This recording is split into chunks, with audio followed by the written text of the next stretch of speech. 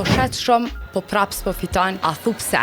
Shumë shpesh shohim biznese që kanë shumë klient, shumë shitje edhe në shikim të parë duket që puna po ju ecë super. Por nëse hym pak ma shumë muhabet me pronarët, ankesa ma e madhe është që nuk po kanë shumë fitim. Këtu lind pyetja, nëse po shesin kaq shumë, pse po ankohen që nuk kanë fitim? Arsyeja është se shitjet dhe fitimi nuk janë i njëjti sen. Një biznes mundet me shit më shumë se sa kurrë, por të njëjtën kohë mundet me u përballë me një rritje shumë të madhe të shpenzimeve. Për shembull, në Kosovë vitet e fundit janë rrit kostet e energjisë elektrike, transportit, qirave, lëndëve të para dhe pagave. Kjo do të thotë që një pjesë gjithnjë më e madhe e të hyrave po shkon për me mbulu këto shpenzime. Në fund të muajit, ajo që mbetet si fitim mund të jetë shumë më e vogël se sa shumica e njerëzve e imagjinojnë. Prandaj, kur e shohim një lokal plot, një market me shumë blerës apo një kompani që punon pa u ndal, nuk do të thotë domosdoshmërisht se po fiton. Shumë biznese sot nuk po luftojnë me gjetë klient,